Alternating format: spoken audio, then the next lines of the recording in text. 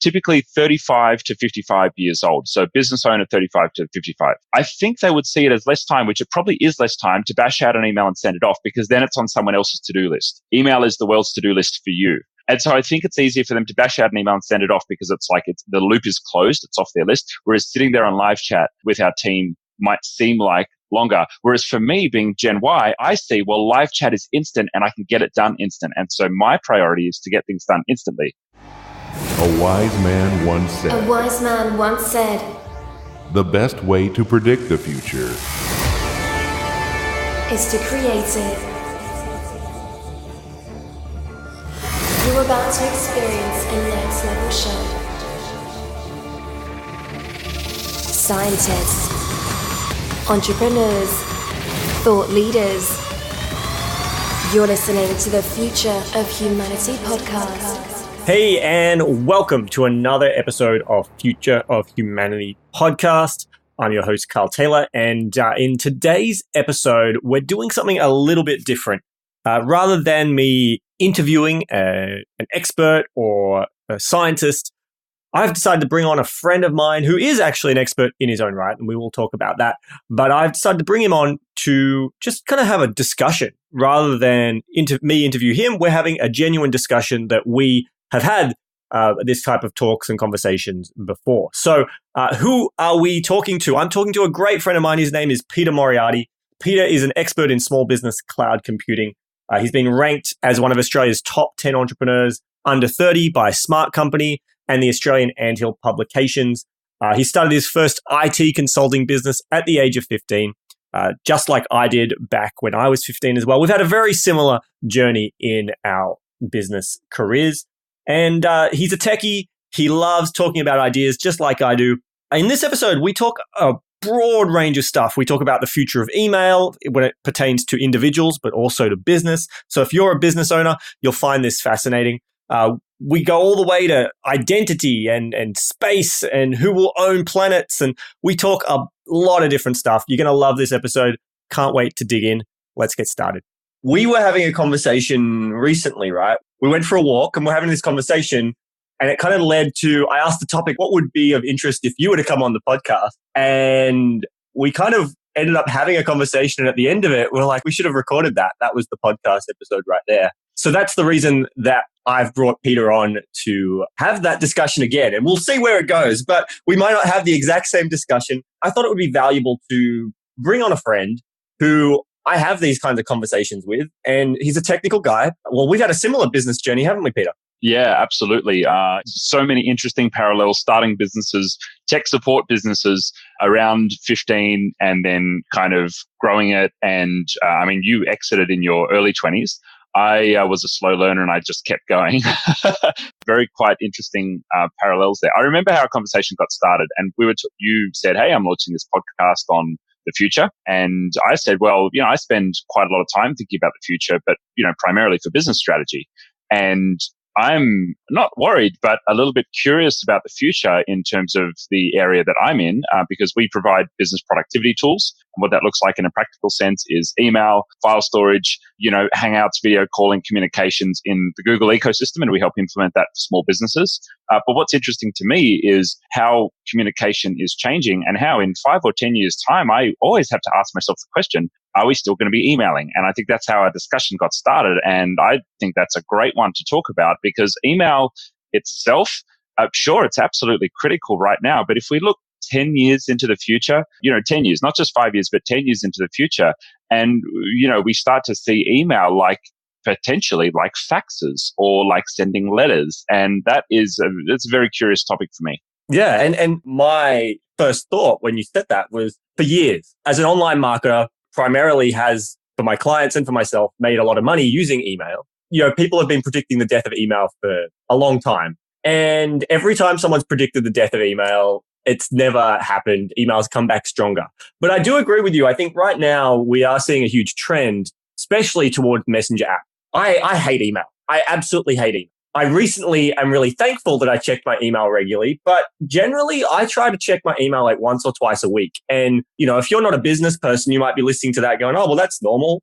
But no, if you're a business person, you're living in your inbox Yeah, it's like dopamine addiction. You get the little pellets, the Yeah. little reward for checking your email. Yeah, but it's so bad for productivity because your inbox is everyone else's to-do list for you, right? It's never your priorities, and or sometimes it is if you've reached out to someone, but generally it's someone else asking you to do something and adding more to your to-do list, which is why I try to avoid my email inbox as much as possible and leave people waiting. And they don't need to talk to me; they can talk to my team. My team can handle email, but I'm thankful I did check it because I recently had an attempt on my situation. And had I not checked my email and seen some alert, it could have been a very messy situation. And that kind of brings me to my point is my thoughts around email is our email is so tied to our identity. I mean, even to sign up to Facebook, to Twitter, to whatever, you need an email address. They're kind of connected. And what are your thoughts on that? Like, you see that going away? What's going to be the new identity if not an email address? I love this idea because I think eventually we'll probably get to the spot where we've got chips in our arms and that will be our identity, right? But we're not there yet. We're close. There was that guy in Sydney who took the transit card, which is called the Opal card in Sydney, and actually had it inserted under his skin. He was just beeping on and off the trains and buses, the RFID chip under his skin. They eventually cancelled his card because, Australia says it's all about innovation. That was just a little bit too much innovation for the politicians. To get there, I'm not sure what we're going to need to get there. What I know that we are seeing is that communication is certainly changing. Identity is really something that I love because when I go and sign into a website, if I have the opportunity to use my Google account to do that, and other websites in the consumer space, you will be able to use your Facebook account to sign into account. It's like a secure bridge. You only really have to secure one account then, either secure your Google business account or your Gmail account, or secure your Facebook account. And theoretically, you're safe across all of those websites because, you're not having to use username and password. One account's hacked. All of your accounts are hacked. That's the downside, yes. We can trust companies like Apple, like Google, like Amazon, like Facebook, to do a pretty good job of protecting our data and protecting those accounts from getting hacked as a service. We obviously have to have a pretty high level of responsibility with how we lock down those accounts. And that's obviously something that you've explored recently very personally. But what I like about that is that becomes your identity. Now, ironically, it's still tied to an email address. Your Facebook account is still tied to an email address. Your Google account is still literally an email address. I think Facebook is probably further along the line of not having email. Interestingly, I listened to the Congress hearing on Facebook and privacy and advertising data yesterday, and there were a couple of Facebook products that I wasn't aware of that were mentioned. One of those is a Facebook Kids product, and that Facebook Kids product is a messenger product for kids that are, I think, under 14 years old, but it's completely controlled by the parents' accounts. And what I found interesting about that was I might not be 100% correct, but I assume that the parents just punch in their kids' names and it's not necessarily tied to an email address, because I don't think a 12-year-old would have an email address. And that got me thinking, oh, wow, well, they're now on Facebook. They have a Facebook identity. They have history and data and everything else, and they may not necessarily actually have an email address tied to that. And so we may already be seeing, Carl, one of the first services that is giving us an identity which is not actually linked to an email address. And I therefore assume that once those kids are 14, 15, or however old they need to be to access the main Facebook, someone can click a button and graduate them to a full Facebook account. And wow, what if that just stays their identity? Interesting enough, in that conversation, though, he said the current way it works, it could always change. Zuckerberg said that when they turn 13 and they graduate to an actual Facebook account, all of that data from when they were a kid gets deleted. Or if it doesn't happen that way, that's what he believes should happen. He believes that all of that messages, because it is Facebook Messenger. And I don't know whether it's like as you get older, you always think the younger generation are doing things that you never did. But like to me, it seems like kids are being sexualized way too early. And so with the Facebook Messenger, like who knows what's in those message history. And so I think it is a good idea. I'm with Zuckerberg, but I think when they turn 13, that message history should probably all be cleared and they start fresh with a brand new Facebook account. And that's essentially what he said either does happen or he wants to see happen moving forward. So the ironic thing is that I'm using voice to type an email, which is like a super formal mode of communication. It's got, "Dear Carl, how are you today? Here's the body of my email, blah, blah, blah. Kind regards, Peter." And what I'm interested in is, okay, well, how is the format of communication going to change? We deploy and use productivity tools for businesses. And in the Google suite of applications, that includes Hangouts Chat, which is a little bit like Slack or very like Slack, which has, text-based chat rooms, instant messages, works on your mobile, works on your desktop, and it's the way of keeping in close communication with your team using text. Obviously, I'm using voice activation into my phone to type into that. I'm not actually typing out messages. And then Google Hangouts Meet, which is their video conferencing product. And I have found, like, we've never used internal email in our company, maybe in the early days, but it's really weird when I receive an email from one of my team members. I will get them for leave requests because we haven't put that into a form yet. Like, we just kind of don't use internal email. And that kind of gets me thinking, well, what if we stopped using email with our customers? And so some of the initiatives that we've had there, we run a tech support business. We get nearly 500 requests per week for support, consulting, project delivery. We have a cloud concierge service where we work with digital apps for customers. And so they're always asking us questions and they're always needing help from us. Yes, some will pick up the phone and call our help desk, which we absolutely love. That's part of the service. But sending out emails to me always seems kind of slow. So we've put in initiatives like live chat on our website. And I've been surprised that more customers don't use it. When given the option, when given the option of live chat, many customers will still actually type out an email. And I'm not sure if that's because... What's the age demographic of your typical clientele? That's a great question. So typically 35 to 55 years old. So business owner 35 to 55. I think they would see it as less time, which it probably is less time, to bash out an email and send it off, because then it's on someone else's to-do list. Like you said, email is the world's to-do list for you. And so I think it's easier for them to bash out an email and send it off because it's like the loop is closed, it's off their list. Whereas sitting there on live chat with our team might seem like longer. Whereas for me, being Gen Y, I see, well, live chat is instant and I can get it done instant. And so my priority is to get things done instantly. And it's interesting because I don't remember where I read it or heard it. I hate picking up the phone. And that's partly probably because I'm an introverted personality, but also I don't know what's going to happen on the other end. And it's, you got to sit on hold sometimes. And even on live chat, you do have to wait. But the difference, to me, it feels far easier. Like numerous times when I've been at the airport, Telstra has now changed the process. But pretty well, when you were going to go overseas, when you wanted to enable a travel pass so that you could keep your phone working overseas, you'd have to either call up or they had live chat. And I would always prefer to use live chat because I could sit in the lounge at the airport, open up the live chat. I remember once I was even sitting on the plane, still waiting on live chat for them to turn it on just before I had to turn my phone off and put it onto airplane mode. Live chat was just so much better. And I read or heard somewhere that more and more customers are wanting live chat. So it's interesting that you're not experiencing that same trend that this article seemed to indicate that bigger companies are finding. But I agree. Our generation, Gen Y and below. And it is interesting. There is this definite trend back towards chat. I mean, things like Slack. You know that I use Slack. It revolutionized my business, right?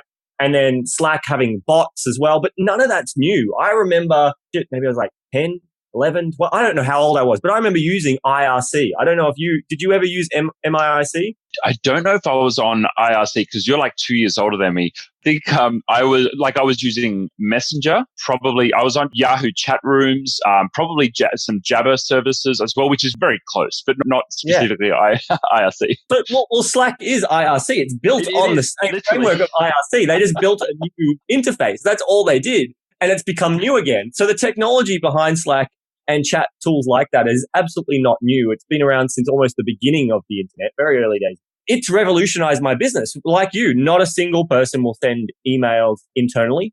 Like we definitely don't have that leave thing because we have a Slack bot that handles leave. So the team can just message the bot and that puts it all in the calendar. It asks approval from their managers. That's the trend we're seeing. Like Facebook Messenger is for my friends at least, my preferred, or text is my preferred method of contact. If someone calls me and it goes to my voicemail says, do not leave me a voice message. It says either email me or send me a text. I should probably update it so it just says send me a text. That's a great way to weed out spammers though, because spammers, they leave you a voicemail message. You're like, well, clearly they're a spammer because they didn't listen that it says I don't check my voicemail messages. I think that's interesting. But I think you've brought up another technology that really needs to die, and that's SMS. SMS is as old as ICQ, IRC. And I've been an Apple fanboy for years and years and years, but working in the Google ecosystem, I was convinced to go over to Android when Google started bringing out their own hardware with the Pixel phones. I switched from using iMessage, which all of my friends and all of my family were on. We had group chats and everything happening, and we had to find another app. And we settled on Messenger because everyone has it. I tried to convince my family to go to Google's service Allo, but no, that wasn't going to happen. So we ended up using Messenger. And actually, we've got a fantastic family thread. I've got two families, but we've got two family threads. And we have a whole lot of fun in those in Messenger with gifts and, photos being shared and all kinds of things. My brother had a baby at 5 a.m. this morning, and that was shared on Messenger, photos to both families, which is wonderful. Now, I got a text message from you about this show, and I was like, what the hell is Carl doing? Why is he sending me a text message? Messenger works on your computer. It works across all your devices. It's cross-platform. You get read receipts. And text is like the equivalent of sending a fax in 2018. So I don't know if you were drunk or something. Maybe it was like late at night. I'm just curious that we have these, these services that are lingering on. I'm curious, like, what did it take to get rid of fax? Will we then get rid of SMS? And is email in that same category? Could that happen? We were talking about ways that customers communicate with us in a business sense. And as well as the live chat initiative, we also have an integration from Zendesk, which is our ticketing system, which handles all the live chats, all of the email communication. And when we have a phone call, we make notes in there as well. Now, we've enabled a bridge from there into the messages feature of our Facebook page. So customers can actually go to IT Genius, they can message IT Genius, and that's going to come into Zendesk. And we actually have a live chat using ManyChat. We have a live chat functionality with that as well for even more rapid responses. Now, my question is, if businesses potentially started using Messenger, and look, it doesn't have to be live chat. They don't have to sit there. But if they're sending messages on Messenger and therefore not needing to email, what's left for email? Is it just for legals like letters were and like faxes were for a long time? Is it just for like formalized stuff? And then is everything else going to be in apps and bots? Yeah, I mean, I suppose the question's got to be, why are people turning to Messenger over email? For me, if I think about why do I prefer friends messaging me, say, through Facebook Messenger, it's because my inbox is not as cluttered with noise. Now, that's changing. It's probably been, 4 or 5 months since I kind of started telling people and using Messenger more. And so you asked, why did I send you a text? I knew for a fact that you had, seen it, delivered it. And it was like, but you wouldn't have got a read receipt for a text though. I knew that it wouldn't be in my mess. I wouldn't have to log into Facebook to see it, to be honest. And I'm sure Facebook, it's just some software updates. They could fix this, but Facebook Messenger is not, it's fine when you got 2 or 3 kind of conversations going on. As soon as you have more than that, it becomes a nightmare to manage. I'm aware that there are unread messages in there probably weeks ago, out of sight, out of mind. That's how I work. And I think most people work that way. And so it's not at the top of the inbox and you forget about it. And it's not because I don't want to get to them. Also, the challenge is it's on Facebook, distracted. Yeah, it could be mum, which is high importance. It could be friend from 5 years ago who says, hey, because they've got a new multi-level marketing thing they've just joined. It could be someone that you met. It could be someone who, I was driving my 4-wheel drive up and down some hills and I gave a skydiver a lift, paraglider. And, he said, oh, hey, can you send me some photos that you took? And so you'll add someone random to Messenger and like they may even sit in your message requests box. And you might not even see it in your inbox. And missed connections, but there's no importance is what my point is. There's no priority in there. My Facebook Messenger inbox is mixed with friends, clients, and prospects, and it's fast becoming an inbox, just like my email. That's challenging. Like, it's really hard. With no tools to manage it at all. Exactly. Well, there's no way to forward. If I get a message from my client, for example, there's no forward to forward it to my team to follow up. It's like, I'm now the bottleneck. It's come back. Again, it's only really tools, but my question is, well, why have we seen the trend? Is it just because the inbox is cluttered? And so then who's to say that the message environment's not going to become just as cluttered? Why did people switch from fax to email? Because fax was slow, whereas email was fast. Yeah. Messenger technically is no faster than email. The only difference is because it was less cluttered, our response was probably faster. If we chunk up from the technology and whatever side, and we think about it on a society level, technology has always been sold to us that it'll make our life better. We'll have so much more free time. Add this automation in. The computers will do it all. The truth is we've been more connected, so we've had less time. Our brains haven't been able to switch off. Some people ask me, why don't we offer Slack integration? And we are building something, but why don't we let our clients come into a Slack channel and talk to my team? One of the people I know who did do that confirmed my concern. My concern is with that is there's an expectation. If they send a message, whether it be Facebook Messenger or Slack, there'll be a response and action within minutes, not days. And email, because of the trend, if something takes a few days to be actioned, I mean, it's become more the norm. In the beginning, emails were probably instant, but now it's the norm. And whereas Messenger is that fast. But as that gets busier and noisier, I see the same problem happening. So while I do agree that there's this trend happening, I'm not sure whether it's truly sustainable and better than email. What is Messenger doing that email better than email, except making the messages shorter? Because it is changing the style of communication to be shorter and sharper. One of the things that makes Messenger fun to use is the multimedia. It's kind of like a bridge getting closer to the Voxer Viber. You can do voice messages. You can chuck in photos really easily. The mobile interface is brilliant, whereas email is really just text. We should make the point that part of the shift from fax to email was because fax was physical. It was using paper, and email was completely digital. But that furthers your point that there's not that much of a jump from email to Messenger if primarily it's still text, because, sure, we've got some extra multimedia in there, but it wasn't a monumental shift from using paper to no longer using paper. I want to speak to that point about everything being instant. I think for Gen Y, it's cool for everything to be instant because that's what we expect and that's what we've grown up with. And that's really, in a way what we want. And so it's really easy for us to be in a Slack or a Hangouts group and be typing away. But how I describe this to my team is that when you send someone an instant message inside a business, it's the equivalent of walking up to them in an office and tapping them on the shoulder. But you shouldn't be doing that for every single request. You can't spend all day long interrupting people from what they're doing. And, our team, we're just completely ADD, dopamine addicted because, we're all young people in the business. So we're gone. It's too far for us, but we have to inform our clients and we're a productivity business. So we have to, try and help our customers be productive. And I don't believe that's the way to go. I 100% agree with you. If everyone was using Messenger or Slack or Hangouts for everything, it's too fast and it doesn't allow us to actually get good work done.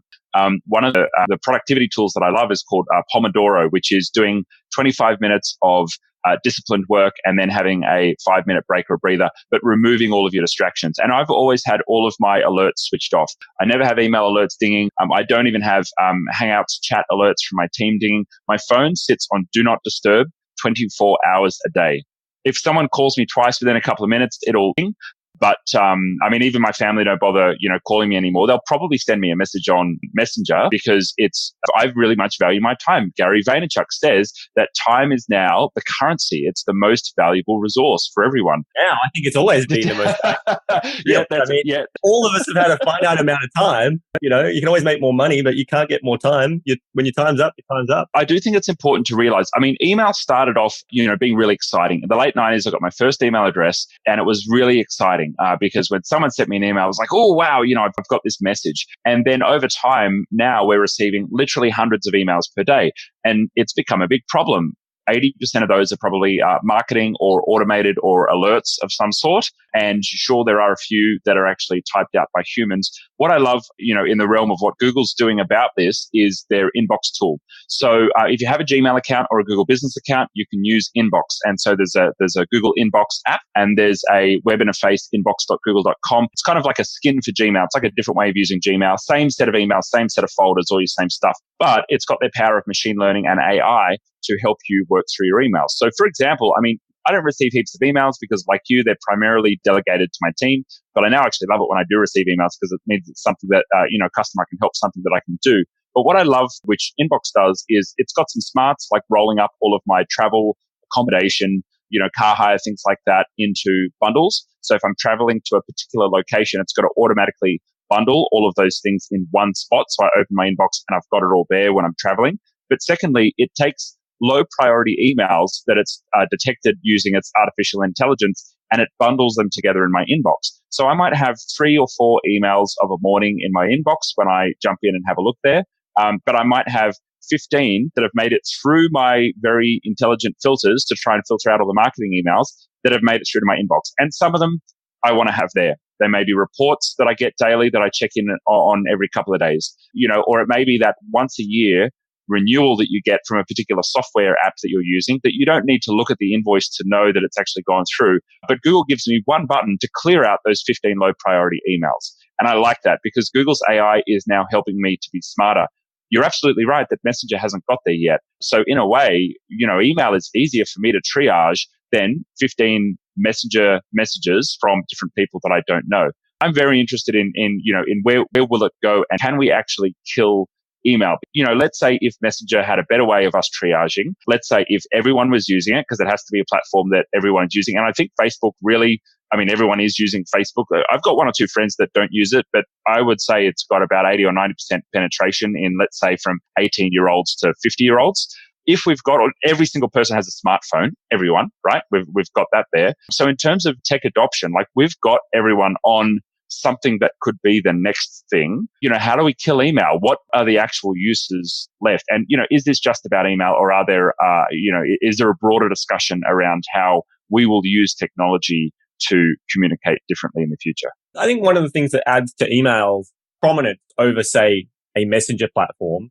is that email is essentially a protocol, right? And it's agnostic as to what service provider you use. Whereas currently Messenger, you've got iMessage on your phone, you've got Facebook Messenger, you've got WhatsApp, you've got all these different tools. Now, Android... 2 out of 3 of which are owned by one company, by the way. Yeah, well, exactly, right? But then, if we go broader, right, we're talking WeChat, we're talking, if we go around the world, then like all these people connected, that's very much in the Western world. But if we go far more globally, got a very different story as to who's got smartphones and how connected they are. I wonder what Russia's version of WeChat is. I don't know. Yeah. So it's very interesting is chat is a bit more walled garden than email, which is really kind of agnostic and accessible to all. And that's kind of in the original vision for the internet was this kind of platform open to all. It's interesting. I see two trends. I see a trend of us moving to being more connected and more open source things and more community driven and less walled gardens. But at the same time, we see more gardens kind of being created online as well. That is so interesting. So like if IRC was open from the start, and it was literally around from the days of news groups, from the founding of the internet, my question is, why hasn't that taken off? Why aren't we all using an open IRC? Like in 2018, we are really all moving towards Apple, Google, Amazon, Facebook. Is that just the way the world is going? I start to think about it's part movies. Of the capitalist system of, I remember a very early lesson I learned in business, I'm sure you learned it too, is it's not the best product that wins, it's the best marketed product. Absolutely. I agree. You could have the better product in business, but if someone can outmarket you and their product is absolutely junk, they'll still win.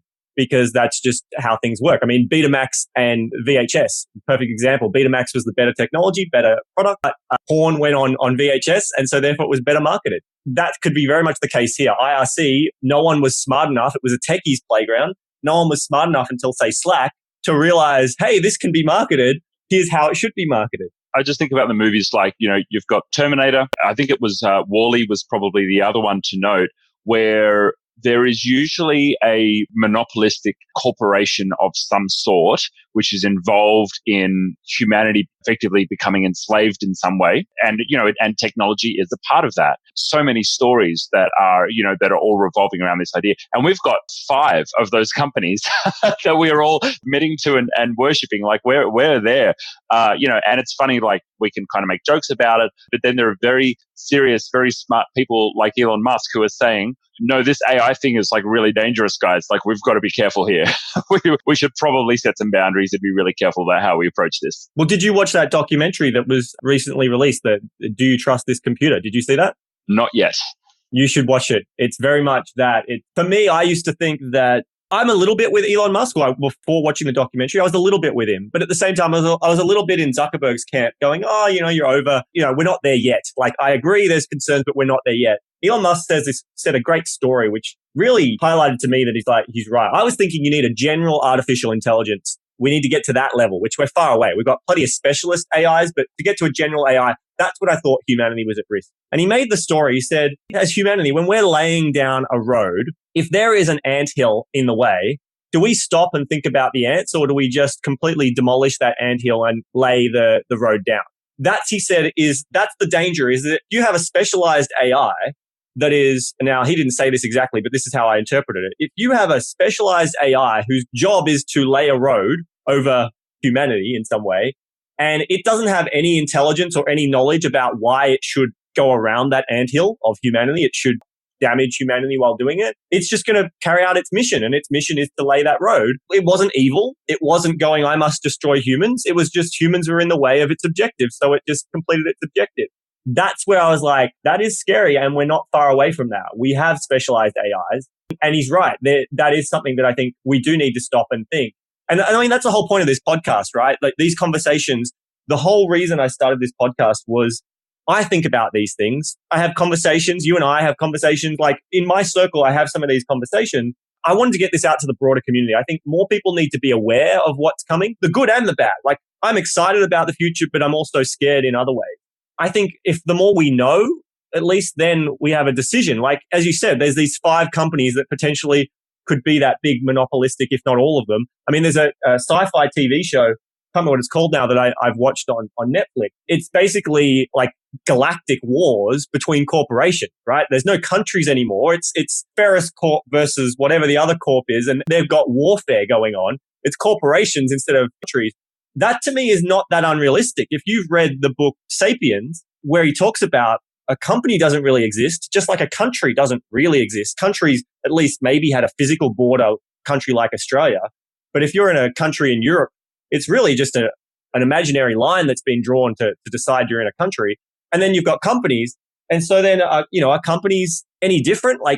So then all of a sudden we might align ourselves with a company, and then moving forward, it could be Facebook versus Google versus Apple versus Amazon, galactic warfare between them. Like, who knows? I think if you were to look a couple of 100 years into the future, I wanted to mention this first. I mean, on AI and paving the way for the road and going over the anthill, a couple of weeks ago, we had a person run over and killed by an automated vehicle. I can't remember if it was an Uber or something else, but it was a self-driving vehicle. Pretty sure it wasn't Uber. Struck someone and ran them over and killed them. That's terrible, and that's very sad. Contrasted with, however, Tesla, Uber, and everyone else who's developing self-driving car technology, the number of accidents and the rate of accidents per kilometers driven is a fraction of humans behind the wheel. And so there's like this trade-off question. Well, one person was run over and killed because the sensors didn't pick them up versus how many other people were potentially saved from being injured because overall the crash rate is less. That's one to fry your noodle and ponder over. It also brings up the ethical or moral question when you have to program in, or you have to let the AI decide whether it runs over kills the person in the car, or it kills the old lady or the kid that it might hit. And it's an either or. There's no choice. There's no avoiding it. Someone has to die. And it becomes a decision that's not made by a human. That becomes this huge. I mean, there are teams of scientists and philosophers and people trying to stew over that problem right now. Like one of the biggest problems with driverless technology is not the technology. The technology exists. There's 2 main things that are stopping the adoption. One is other humans on the road. Like if we could take all human drivers off the road and just put driverless cars, we could do it. We'd be fine. Yeah. The second thing, but it's teaching the driverless cars how to handle humans on the road. That's the problem. And then the second thing is that moral question of, well, how do we decide where liability lies, the legalities of when someone dies, like all of that. That's the messy stuff. Those are the 2 main things. There might be a few more, but they're the 2 main things that have to be solved before driverless cars can truly take over. There's some great videos on YouTube. I can't remember what the name of the challenge or the conundrum is, but we'll perhaps link it in the show notes. When the AI has given a choice between, okay, well, you've got an obstacle in the road, either run over a pedestrian, or you can run into, a crowd of pedestrians potentially on the sidewalk. What does the car do? Does it swerve to try and get off the road, or does it knowingly continue on to take out one person instead of taking out a group of people? Anyway, I think it's getting a bit morbid. Let's talk more about the aspirational. If we were to look 100 years or a couple of 100 years in the future, right? We will have landed to Mars, and full marks to Elon Musk will be there, the first planet that we will potentially inhabit, right, outside of Earth. Now, if we were to look 500 years in the future, we'd probably be able to reach other planets. Who knows how it's going to happen, but I think in 500 years we'd probably be able to get there. Now, the thing I'm curious about, and you really got me interested when you talked about the 2 corporations that were at war, once we have the technology, who says that a corporation can't go to another planet, set up on that planet and run it as their own? I mean, Earth's jurisdiction literally ends literally ends. And even the United Nations and the global alliances that we have, they literally end once you're outside of the atmosphere, which is why legals of putting up satellites and stuff get a little bit murky. What's so interesting is, would we have a corporation go to a new planet and say, hey, we're flying our flag here. This is our planet. This is Amazon planet. Yeah. Well, because, that's pretty much what SpaceX have said they're going to do. They're going to go to Mars. They can kind of write the jurisdiction for Mars. It's pretty interesting, right? Yeah, it really is interesting. I mean, for years, you've been able to buy plots of land on the moon, right? But as to how legally... that guy got rich. Yeah, as to whether or not, you actually have any legal title whatsoever over the plots of land on the moon that you've bought. It does create this interesting situation of, well, not just corporations, but can individuals. If you're a wealthy individual like Warren Buffett, not that I can imagine he would, but someone of that wealth decides to go, well, I'm buying this whole planet. Instead of private islands, you'll have private planets. And with the corporations, owning all of that stuff. Will we see a breakdown of countries and a move to corporations? The Apple fanboys versus the Google fanboys. It's kind of become a joke. I mean, I think that there's already enough of, when someone sends me a text message and I'm on Android, they say, oh, you're a green person on my phone, right? Because there isn't the blue iMessage bubble. And the big question is, in the intergalactic war, will they still be sending email, or will they be hammering each other on Messenger? Or will they have completely skipped it? I mean, one of the things I thought of earlier when we were talking is, if there's not enough difference in technology between Messenger, chat, and email, maybe the thing that will kill email in the future will be a completely different thing, like the rise of voice. You've got Google Home devices. I've got Google Home. I shouted at my Google Home before we even started this podcast. You thought that was hilarious because I was telling it to turn off the music. Voice is really becoming a hot topic today, and we're only starting to scratch the surface. And so yes, at the moment, you like to talk into your device, type it out. And I agree with you. I get messages from people who send me voice messages. It's great to send a voice message. It's a pain to receive it. It's far slower than it would be for me to just read the message. I can read faster than I can. For people who are on this podcast, they probably prefer listening than reading. I mean, that's part of the reason that people enjoy podcasts. It could all be said in speak, and how you receive it really is up to your preference. And if we go to the augmented reality, or even Elon Musk wants to talk about the idea of melding our minds with the internet and with the machine, well, then is it just a thought, right? We receive the images and the thoughts and everything into our head, and it can be text, or it can be heard if you want to listen to it, or it could end up being chat, but not chat as we know it. It's chat in whatever medium you want, with voice to text. So someone might prefer to type, but you can receive it as a voice. Someone might prefer to speak, but you can receive it as a text. The priority is always going to be connecting people. And that's not a throwback to Facebook's mission. I think it's, I love my Google Home. I use it to control my music. I use it to play Netflix onto my TV. I use it to play YouTube videos, all kinds of really cool, really great things. In the US, you can use a Google Home to make phone calls. So you can talk at your Google Home, and that's why they called it the Home. It's becoming this really brilliant home device. And I think, in the days of right now, Skype and Zoom and Messenger and what's Apple's one's FaceTime, this technology is primarily going to be used to bring us closer as a humanity. And I'm also very curious about what's the next step from video, for video and audio, looking at cameras, talking to each other. I would say one step we have virtual reality, and we have augmented reality. The first little hint into that is the animojis that have come out on different smartphone platforms now. So if you don't know what they are, it's like a little animated, I think they're stupid, but maybe I'm getting old. It's a little emoji, and it uses face recognition to look at the subtle movements in your face, and it mimics those into an animated character version of yourself. I don't know if these are going to kick off or not. Who knows? It's certainly interesting because it's starting to, this is in the realm of augmented reality, it's starting to go beyond just picture and audio, which we've had for a long time, and where I think starting to get ready to graduate from. Well, Peter, with the Animoji, a perfect marketing idea that you could have is you get your own custom Animoji created that's like the symbol of the IT Genius logo. When someone signs up, you can send them a welcome Animoji where it's like, hello, welcome. Someone's going to do it. If you're listening and you have the ability to make that happen, please do it, and please send it to me. I would love to see if someone has used it for a marketing. I agree. I think it's stupid. The younger generation probably love it. It's fun. It's entertaining. And if you're selling to a younger generation, what we think stupid now in 10 years' time could be very normal and with it. So I think if you're marketing to somebody who's in that demographic, like someone 25 or under, email marketing is just not going to get through. For starters, in someone's Gmail inbox, it's automatically filtering marketing and promotional messages to their own tab. And young people they probably have an email address because the identity thing, we've already established that, but they're probably not going to be checking their personal email, that is, more than once a week, maybe twice a week. I know I've got a personal email address and I don't even check it. I just don't see a need to go in there. And my dad will call me or text me and say, hey, did you read my email? And I say, no, I didn't, because there's just no reason for me to go in there.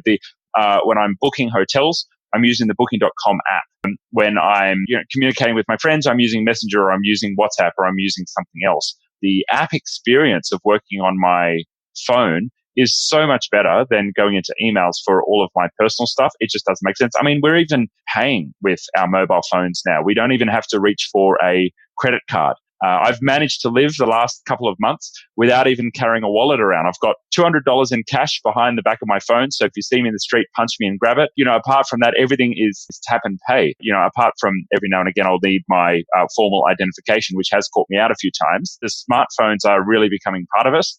And I don't know how long it's going to be till we all just get chips in our arms, because that's going to make paying and everything else a whole bunch simpler. Well, it probably won't be long before things like driver's license can be stored on your phone. I think I remember a while back reading about the Australian government. Skip the phone, go straight to DNA, pinprick and get your blood, and then the police officer will do a little swab and say, sorry, sir, you've been speeding too much, but I'm going to put that on your permanent record. Do you really want to be getting pinpricked all the time? Grace hates needles. I can imagine she would not be keen on that. But in all seriousness, I remember that I read something a little while ago about the Australian government at least investigating. I don't know whether they're going to do it, but they were investigating. I think it was digital passport, and I'm pretty sure they're doing it. Yeah. I would love that. Well, interestingly, so I got a copy of all of my personal documents in my Google Keep. Obviously, my Google account is locked down with two-factor authentication, but if you want to go for all my stuff, it's all there. My birth certificate, absolutely everything. It's all saved in Google Keep. I was pulled over by the police. This is years and years ago. I was using Evernote at the time, but I'm using Keep for the same purpose now. And I didn't have my wallet with me. I had left my wallet at the office. Police officer did a random breath test. And he said, well, you don't have your license, so you're in trouble. I'm going to slap you with a fine for driving without your license on you.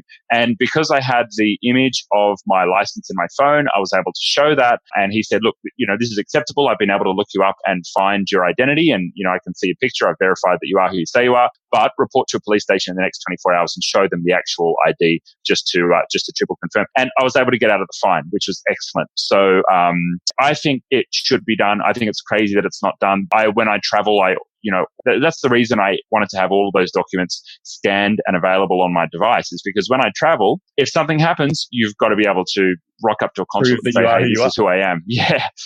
Yeah, totally. Agreed. Yeah, it's very interesting. Wow, we've covered a lot in our conversation. We've gone from future of email and whether email is going to die. We got to space exploration and corporations owning planets. Police officers pinpricking you with needles. Yeah, identity in your phones and DNA tests, chips under the arm. It's been fascinating. It's been great. Thanks so much for coming on. If anyone wants to kind of connect with you and find out more about you, and guys, if you enjoyed this style of episode and you'd like to see more episodes like this, please let us know. Reach out to us at the website. Love to hear your feedback. But yeah, Peter, how can people get more connected with you if they'd like to?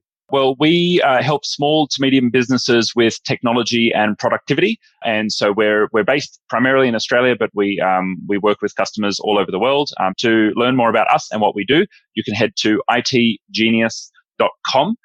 We've got heaps of stuff there, but primarily we're helping small to medium-sized businesses with their business operations, with communication tools, with collaboration tools, and helping everyone to be productive. But Carl, thanks so much for having me on the show. Absolutely have enjoyed the discussion, and look forward to the next one. Yeah, look forward to it. Thanks, man. Thanks for listening to the Future of Humanity podcast. To download the latest episode and find the transcript and various resources mentioned in today's episode, visit our website at foh.show. That's FOH as in Future of Humanity, and show as in SHOW. You can also, via our website, contact me with any feedback or suggestions for future episodes. So please do reach out. Now, if you haven't already subscribed, you can find the links to subscribe on all your favorite platforms at foh.show/subscribe. That's foh.show/subscribe. And more importantly, if you'd like to continue the conversation from today's episode and connect with other listeners, then you can join our free community at foh.show/community. foh.show/community. I look forward to seeing you there.